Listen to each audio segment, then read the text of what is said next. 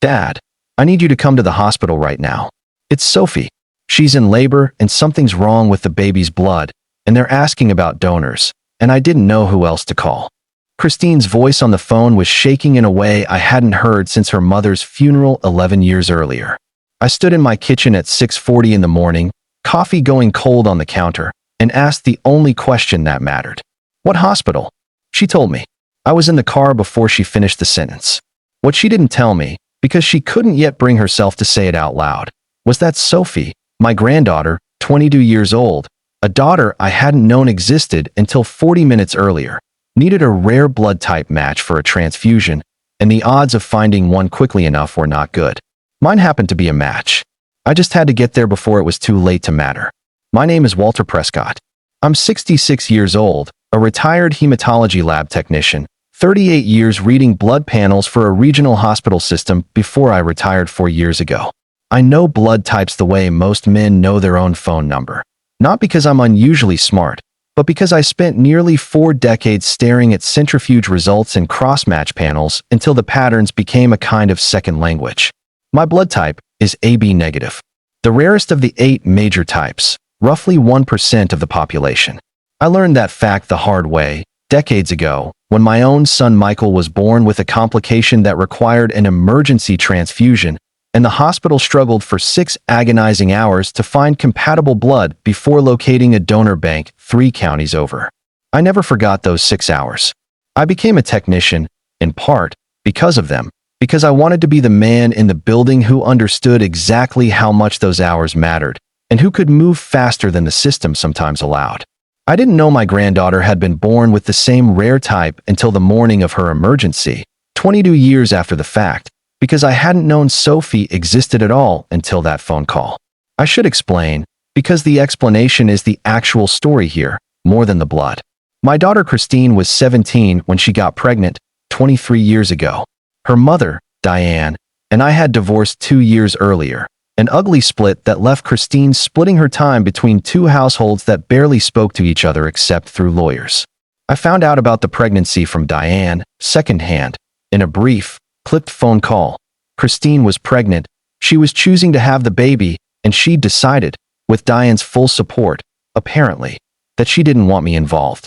I've turned that conversation over 10,000 times since, trying to understand exactly how I failed badly enough that a 17-year-old girl decided her own father shouldn't know he was about to become a grandfather.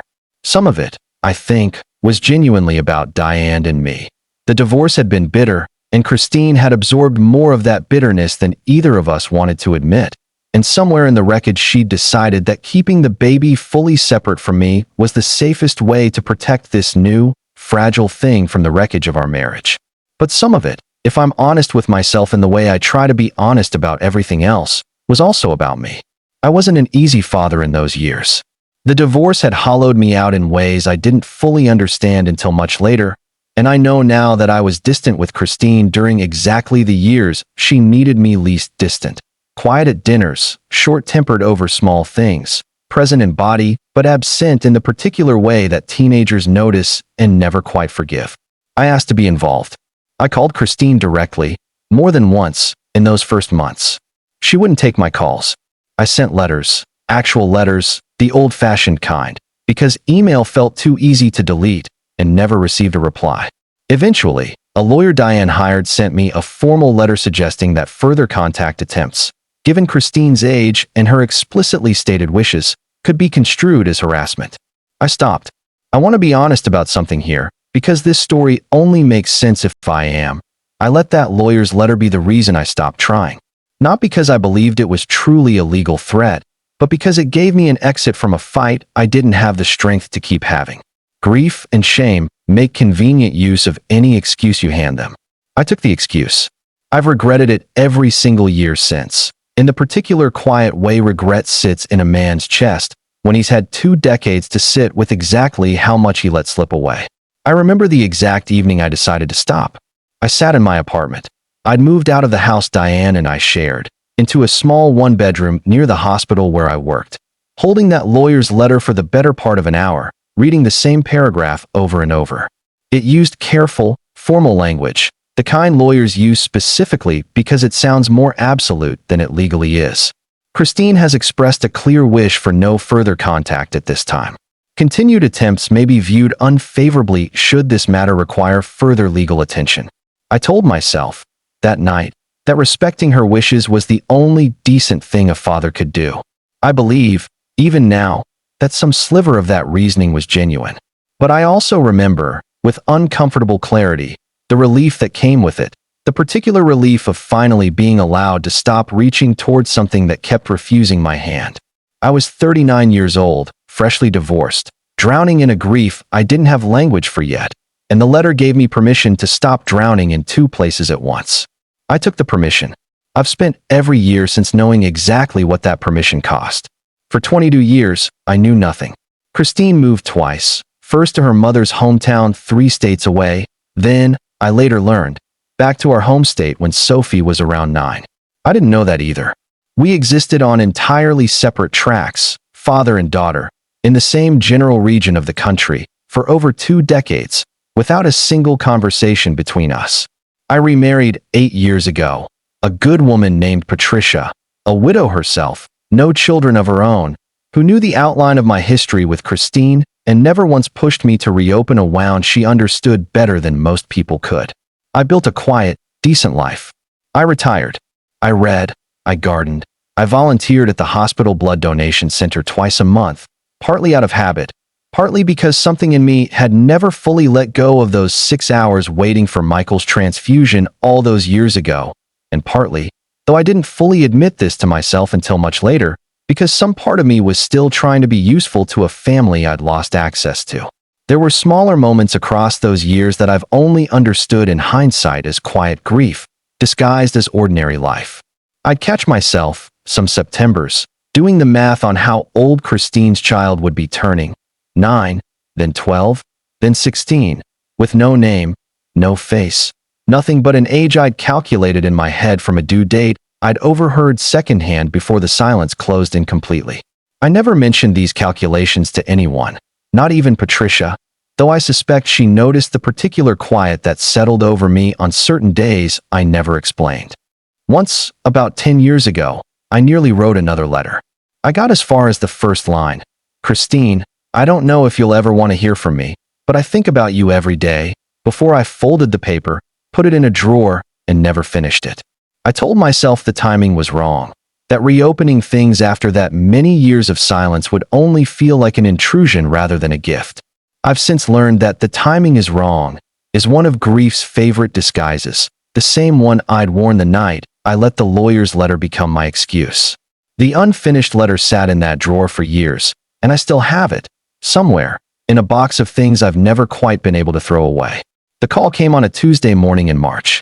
Christine's voice, shaking, 23 years of silence collapsing into a single sentence. Dad, I need you to come to the hospital right now. I didn't ask why she was calling me, of all people, after 22 years of silence. I didn't ask how she'd even gotten my number.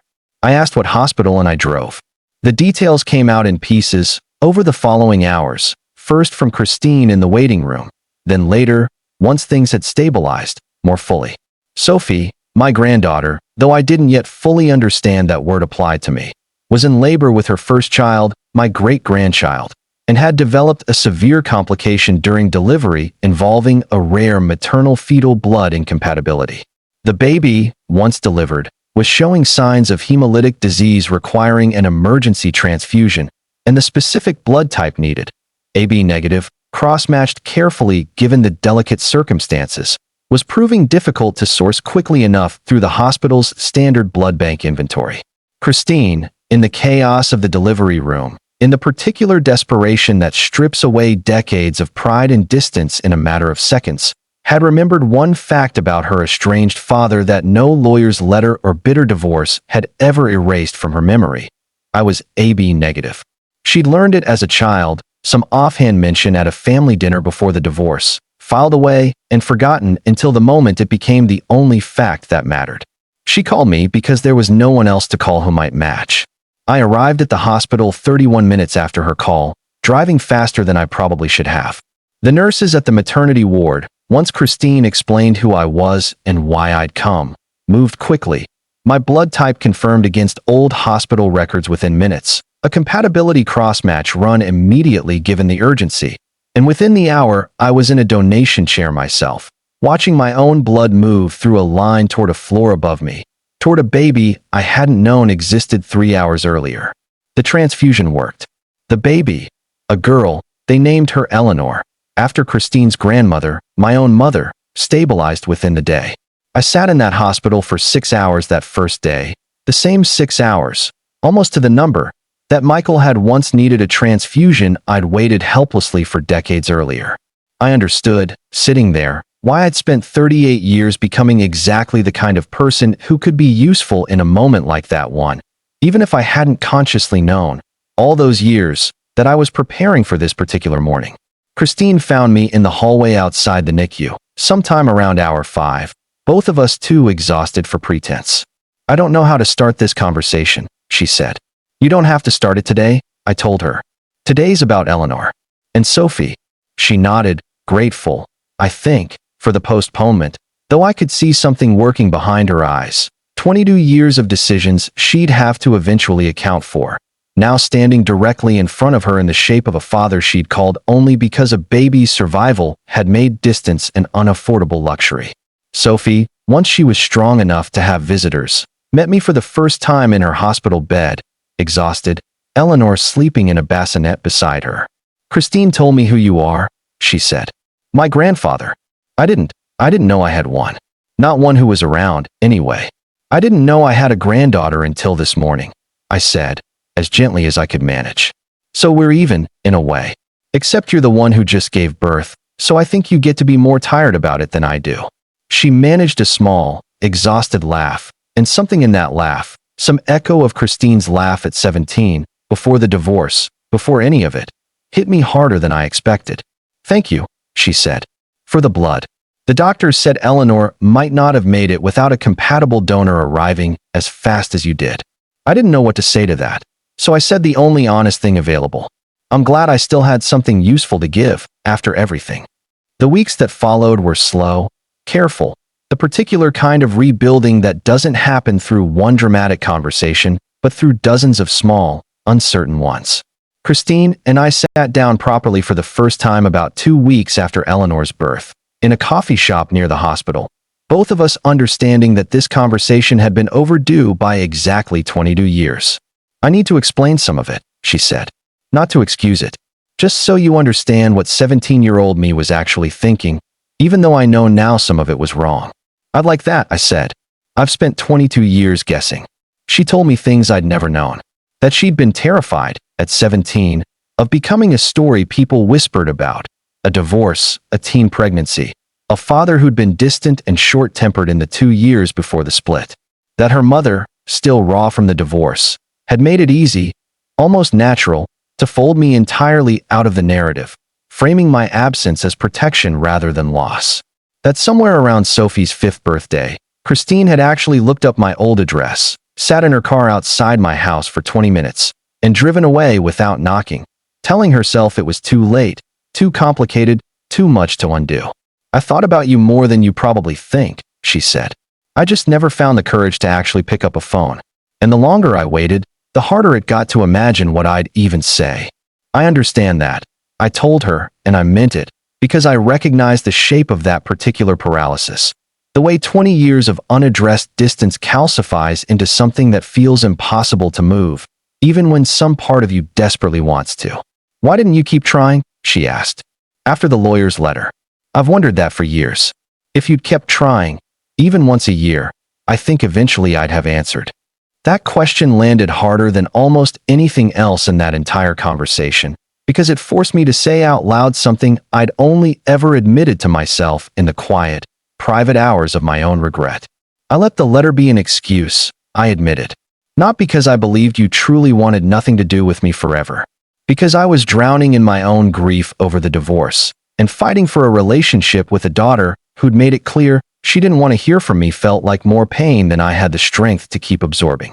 I told myself I was respecting your wishes. Some of that was true, but some of it was just me taking the easiest door out of a hard situation." She was quiet for a long moment. "That's honest." It's 22 years too late to be anything else. We didn't solve 22 years in that one coffee shop conversation. Nobody solves 22 years in an afternoon, no matter how honest the conversation is. But we started, in the particular slow way that actual repair requires. Small visits, careful questions, Christine gradually filling in the outline of a life I'd missed entirely, me gradually earning back a kind of trust that had every right to still be cautious. Sophie, for her part, seemed to carry less of the old wound than Christine did.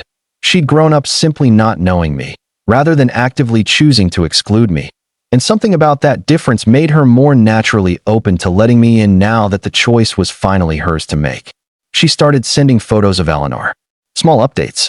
An invitation, eventually, to Eleanor's first birthday, 6 months later, where I stood in a backyard full of people I didn't know, holding a great-granddaughter who existed, in some very literal sense, partly because of blood I'd donated on the worst morning of Christine's adult life.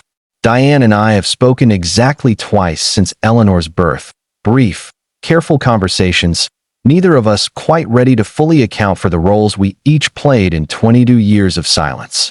The first call, she apologized, in her own guarded way, for the lawyer's letter, saying she'd been angrier at me than the situation probably warranted, and that some of that anger had bled into decisions that weren't really about protecting Christine so much as punishing me. I told her I understood, and that I'd taken the easier road out of that same anger rather than fighting harder against it. Neither of us cried. Neither of us fully forgave the other, either, not in any dramatic sense. But something like an honest accounting passed between us, 22 years overdue, and I think we both hung up. I don't know if Diane and I will ever be close, or even particularly warm with each other. Some wounds, I've learned, don't require full resolution to stop actively bleeding. They just require enough honesty that everyone stops making them worse. Patricia, my wife, has been remarkable through all of this, welcoming Christine, Sophie, and Eleanor into our lives with a generosity I'm not sure I'd have managed if our positions were reversed. You don't get very many chances to get 22 years back, she told me one evening, a few months in. Don't waste this one being cautious the way you were cautious the first time. She said something else that evening, quieter, that I've thought about often since. You spent 38 years learning exactly how to be useful in someone else's worst moment. Don't let that be the only kind of usefulness you know how to offer your own family. Show up on the ordinary days too, not just the emergencies. I've tried to take that seriously in a way I didn't fully understand the first time she said it. It's easier, I've found, to show up for one dramatic morning than for 100 unremarkable Tuesdays afterward.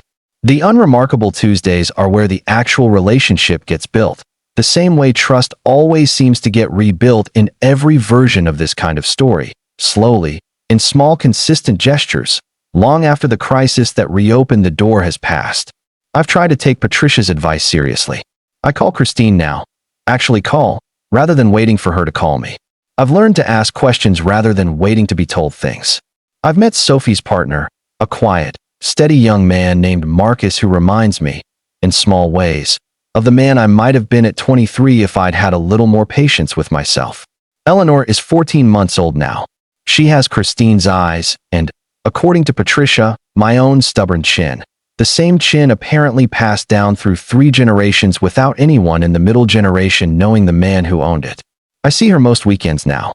I've started teaching her, in the small, patient way you teach a toddler anything, the names of colors, the shapes of blocks, the particular delight of stacking something taller than the last time. Sophie asked me, a few months ago, whether I'd want to be there for Eleanor's milestones going forward. First steps, first words, the ordinary accumulation of a childhood I'd entirely missed with her mother. I told her I'd like nothing more, and that I understood if trust needed to build slowly given everything. She said something back that stayed with me since. I don't need you to prove anything, Grandpa. You showed up when it actually mattered. That's usually enough for me. I don't know that I've earned quite that much grace yet, but I intend to spend whatever years I have left trying to deserve it properly. I still volunteer at the hospital blood donation center twice a month. I understand now, more fully than I did before that Tuesday morning in March, exactly why I never stopped. Some part of me, all those years, was quietly rehearsing for a morning I didn't know was coming. A phone call from a daughter I hadn't spoken to in over 2 decades, a granddaughter I hadn't known existed, and a blood type rare enough that showing up on time mattered more than 22 years of silence ever could. I think about the lawyer's letter sometimes, the one I let become my excuse for stopping. I think about the 22 years of birthdays, graduations, ordinary Tuesdays I missed because I told myself distance was respect rather than avoidance. I can't get those years back. Nobody offers that particular refund, no matter how much healing happens afterward. But I got this much, a granddaughter who calls me when it matters most, even after 22 years of silence, because some fact about her father, one small, rare, stubborn fact about his blood, survived every year of distance intact, waiting for the one morning it would actually be needed. If you've let distance from someone you love calcify into something that feels too late to undo, I hope you find your way back before an emergency forces the door open for you. Some things are worth trying again even after 22 years of silence, because you never fully know which small, unremarkable fact about yourself might someday be the exact thing someone desperately needs. And if this story reminded you of a relationship you've let go quiet for too long, reach out today. Don't wait for the hospital call to be the reason you finally do.